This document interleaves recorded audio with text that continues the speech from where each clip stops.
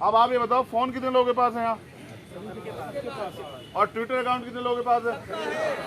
एक हैशटैग शुरू करा है, पूरी दुनिया को पता होना चाहिए कि आज हम यहाँ मैदान में हैं।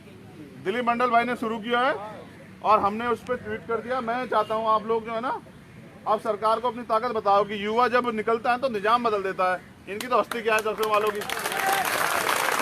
ये भगत सिंह कहते थे कि बहरों को सुनाने के लिए धमाकों की जरूरत होती है।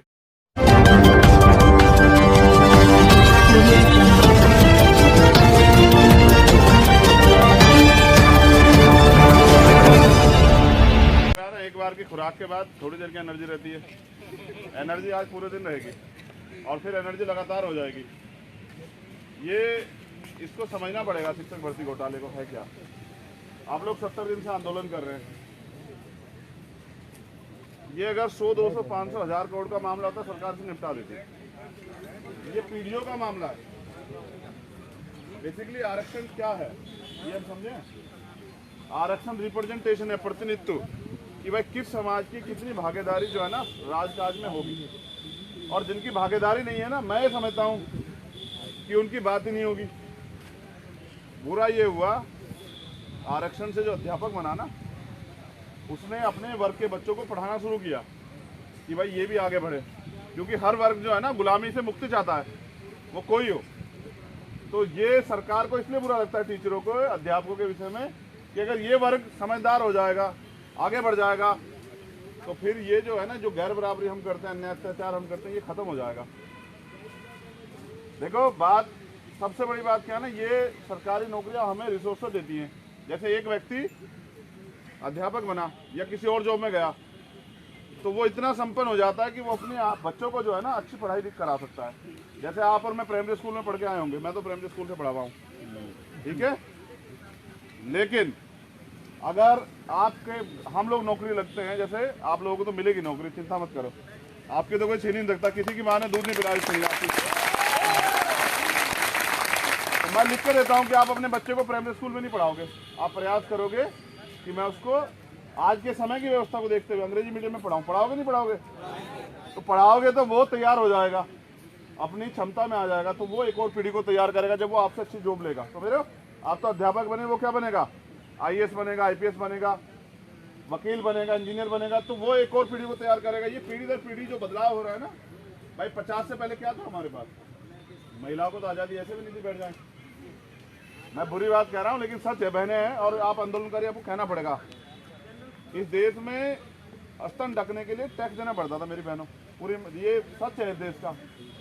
महिलाओं को ये आज़ादी थी इस देश में, महिलाओं को पैर की जूती समझा जाता था। जिन लोगों ने इस दर्द को महसूस किया, उन्होंने इसके खिलाफ आंदोलन किया। और नानगेली एक उदाहरण है कि उसने जो है ना इस टैक्स के ऊपर जो है ना अपने स्तन काट के दे दिए थे 1 किलो, और वो मर गई। लेकिन तब से इस व्यवस्था प्रभाव पड़ा। जब तक आप लड़ोगे नहीं तब तक आपको मिलेगा नहीं। तो महिलाओं को आज़ादी नहीं थी, आज महिलाओं को भारतीय संविधान से आज़ादी मिली है। वो वकील भी बन रही है, डॉक्टर बन रही है, इंजीनियर बन रही है, अध्यापक भी बन रही है, वो IAS भी बन रही है, IPS भी बन रही है, वो हर जगह स्थापित हो रही है, वो नेता भी बन रही है।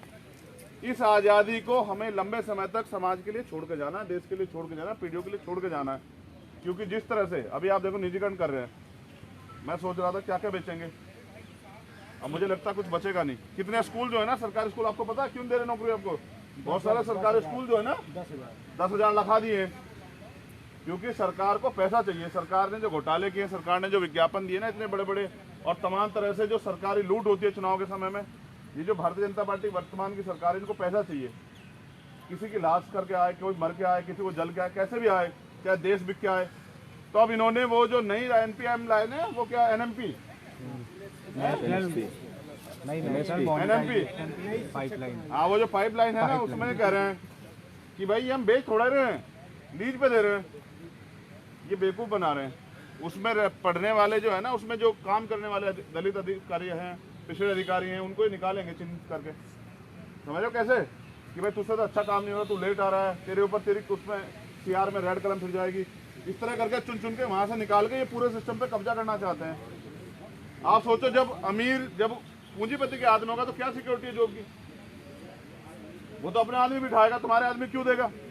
तो ये सारा सिस्टम ही है ना, इसलिए है कि किसी तरह से तुम्हें जो सिस्टम आरक्षण की वजह से तुम लोग स्थापित हुए हो, SC ST OBC के लोग, तुम्हें सिस्टम से निकाला जाए और सिस्टम में इनके लोग बैठे। और जब इनके लोग बैठेंगे तो इनकी बात होगी। आज ये बताओ, इनकी सरकार है, अन्याय हुआ है, अपराध हुआ है, क्यों कार्रवाई नहीं हो रही? भाई पिछड़ा वर्ग आयोग ने माना है ना, वो तो मैंने नहीं बनाया, वो तो इन्होंने बनाया। उसने माना ना कि घोटाला हुआ है। जब घोटाला हुआ है यानी कि अपराध हुआ है। अपराध हुआ तो अपराधियों को सजा देने की बजाय और पीड़ितों को न्याय देने की बजाय क्यों अपराध को रोक रहे हो? तो ये सिर्फ सत्ता के दम पे कर रहे हैं। अच्छा देखो, पुलिस में तो हमारे लोग भी हैं। अभी यहाँ जो लगाए होंगे ना, वो 100% कह रहा हूँ SC ST OBC के लोग होंगे। सब लगा लो आप कि भिड़े तो इनसे भिड़े, और ऑर्डर देने वाला लगाए होंगे कोई वही कि तुम ऑर्डर दे देना, भिड़ाओ, आपस में भिड़ाओ। अगर ये अपनी लड़ाई का बदला लेने को अपमानित करोगे तो किससे ले? तुमसे। तो आपस में मरो। नहीं, मैं आज पूरी ईमानदारी से कह रहा हूँ, जबकि जीवन में मैंने बात कभी नहीं कही। आज मेरी जान चली जाएगी यहाँ, लेकिन मैं यहाँ से एक कदम पीछे नहीं हटूंगा। ये आंदोलन अब आगे बढ़ेगा, पीछे जाएगा नहीं। और मैं चैलेंज से कह रहा हूँ कि अब आप फांसी चढ़ा दो चाहे, और यहाँ से उठा कोई सी जेल बंद कर दो, कहीं ले जाओ, यहीं आके बैठूंगा जब तक हमारी बहनें बैठी हो ना, जब तक इनका आंदोलन खत्म नहीं होगा। मेरे लिए राजनीति जो है ना, भैया जिंदाबाद, देखो मेरे पिछड़ों के मसीहा, मेरी बात सुनो, ये जिंदाबाद के नारे ना आदमी का दिमाग खराब कर देते हैं, समझ रहे हो? फिर वो किसी की सुनता नहीं है, उसको लगता है तो जिंदाबाद हो गया है। ये लड़ाई जिंदाबाद की है ही नहीं।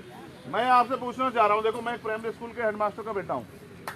वो अध्यापक से पहले फिर हेडमास्टर बने, समझ रहे हो? एक सहायक अध्यापक से मेरे पिताजी 68 रुपए की तनख्वाह पे भर्ती हुए थे। मैं समझता हूँ अध्यापक की कीमत क्या होती है। समझ रहे हो? मैं आपकी कीमत समझता हूँ कि आप अगर तैयार होके जाओगे तो कितना बड़ा रेवोल्यूशन होगा। एक तरफ हमारा वर्ग है, ये SC ST OBC वर्ग, जो आर्थिक रूप से कमजोर भी है। ये कहाँ से पढ़ा लेगा? सारे लोग कहाँ से पढ़ा लेंगे प्राइवेट स्कूल में अपने बच्चों को, CBSE IC बोर्ड में? तो ये कहाँ पढ़ाएंगे? ये सरकारी स्कूल में पढ़ाएंगे। सरकारी स्कूल में गुणवत्ता कहाँ से आएगी? वो गुणवत्ता देंगे हम लोग, जो लोग वहाँ भर्ती होकर जाएंगे और जो एजुकेशन की अहमियत को समझते हैं। समझ रहे हो? तो असली लड़ाई यहाँ है कि ये गुलाम बने रहे। अब जैसे एक कहावत है हमारे यहाँ, तो कहते हैं, आपके पता नहीं कहते नहीं कहते इधर पूर्वांचल में और यहाँ लखनऊ में, कि शिकारी जो है ना एक तीतर पकड़ता है। तीतर एक पक्षी होता है कबूतर जैसा, समझते हो? वो उस तीतर को क्या करता है पता है?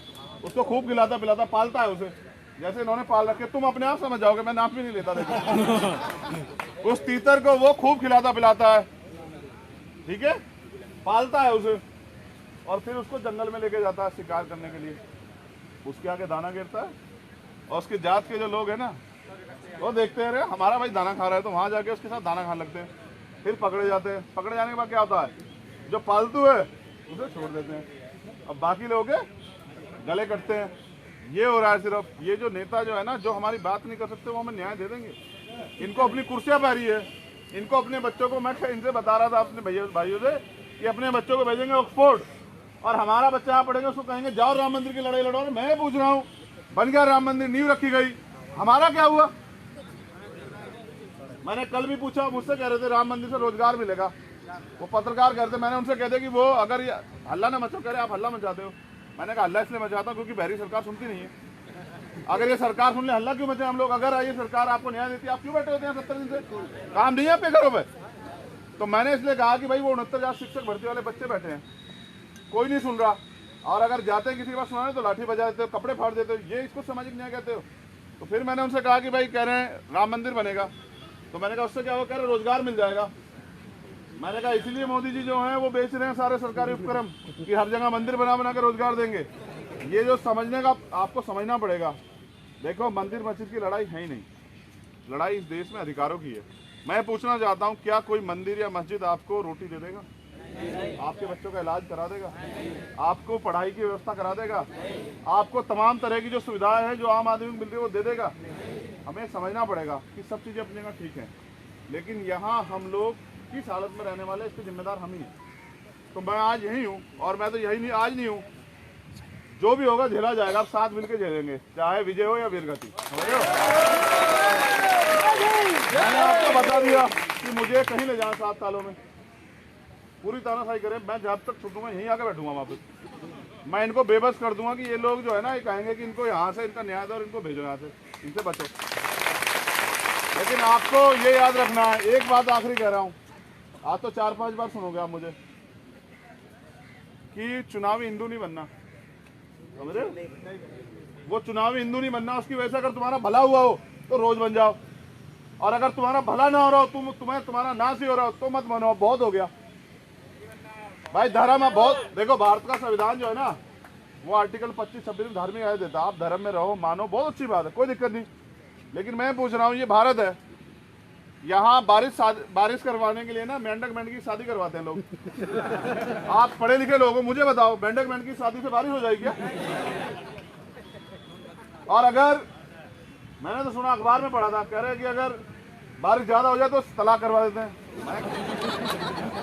अब आप समझो ये पाखंडवाद नहीं है कि भारत वर्ल्ड कप खेलता है ना, क्रिकेट देखते हैं सब लोग, भारत मैच खेलता है वहां जाके इंग्लैंड में, यहाँ ये हवन करके कहते हैं कि जीत जाएंगे। कैसे जीत जाएंगे बताओ? उस हवन का धुआं तो वहां जा रहा है, वहां कैसे जा रहा है हवन का धुआं? आप समझो, असली लड़ाई ना बाबा साहब ने संविधान में आपको मूल कर्तव्य दिए, आर्टिकल 51 में, उसमें लिखा हुआ कि पाखंडवाद और अंधविश्वास के खिलाफ भी लड़ना है। कारण बताऊं क्या है? अब ये तमाम बाबा जेल में पड़े हैं आज, और ये जो अपने आप खुद भगवान मानते हैं, अपनी सुरक्षा नहीं कर पा रहे, लेकिन वहाँ शोषण होता है। जब हमारी बहनें वहाँ जाती हैं तो वो उनके चंगुल में फंस जाती हैं ना, तो फिर वो उनका शोषण करते हैं। और कितनी जो है ना अंधविश्वास कारण, किसी को डायन कह के, किसी कुछ कह के महिलाओं पे शोषण होते हैं। ये अंधविश्वास जो है ना हत्या करवाता है। किसी आपने देखा नहीं, कोई नर बलि देता किसी के बच्चों को पकड़ के, किसी की बच्ची को पकड़ के मार देता है कि बच्चे हो जाएंगे हो जाएंगे। ये क्या है? ये अंधविश्वास ही तो है। तो इस अंधविश्वास से नुकसान हो रहा है, इसलिए बाबा साहब इसके विरोधी थे। ये अंधविश्वास हमें नीचे ले जा रहा है।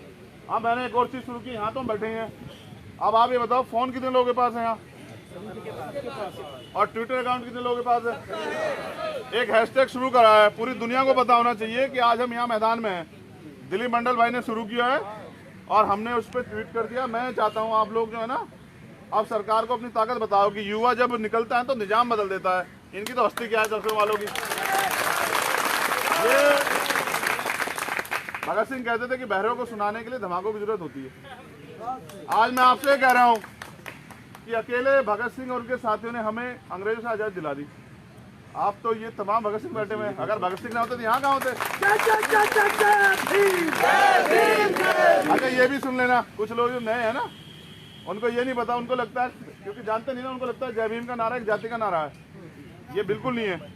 आपको समझना पड़ेगा, जय भीम, जय फूले, ये सब हमारे महापुरुष हैं। उनकी बात को, उनके नारे को, उनके आचरण को, उनके व्यवहार को परखने के लिए, उनके सिद्धांतों पर खड़े होने के लिए नारे लगते हैं। तो मैं पिछड़े वर्ग के जितने भी हमारे बहुजन महापुरुष हुए हैं, दलित वर्ग के पूरे समाज में जो हुए हैं, मैं आज उनको सबको नमन करता हूँ। नमन आपको करता हूँ सबसे पहले। ये बैठी है मेरी छोटी बहन, हाँ ये, और आप सब लोग भी ऐसी हैं। टूट नहीं रही, पता नहीं क्या खा के आई है, डर नहीं रही इनसे। तो जब तुम नहीं डर रहे तो हम तो पैदा इसलिए हुए हैं कि लड़े, हम कैसे डर जाएंगे बताओ? तो ये लड़ाई जो है ना राजनीति की नहीं है, ये लड़ाई अधिकारों की है। हमें ये बताना है कि हम यहाँ मुर्दा कौम है या जिंदा कौम है। रामस्वरूप वर्मा जी कहते थे कि जिंदा कौम 5 साल इंतजार नहीं करती है। अगर आप ये सोचते कोई और सरकार आके बदलेगी, वैकेंसी देगी, मैं इसका विरोध करता हूँ। जो भी हमारा हक छीनेगा वो किसी की सरकार हो, हम उसके हलक में हाथ देके छीन के लेंगे अपना अधिकार। तो हम लोग 1 घंटे में ना पूरे देश को बता देंगे कि हम लखनऊ में हैं और यहाँ घोटाला हुआ है, घोटाले सरकार हमें न्याय नहीं दे रही है। तो वो जो हैशटैग चला है ना, उसको भी वो करो। अब अपने आंदोलन को इतना ब्रॉड करो। और अभी देखो आगे आगे होता है क्या। अभी तो शुरू हुआ है, अभी तो आज का दिन तो झेल के दिखाए सरकार, अभी तो शुरू हुआ है। समझ रहे हो? अभी तो आपने वो जाना है जो हमने दिखाया है। हाँ, अभी तो आपने वो देखा ही नहीं जो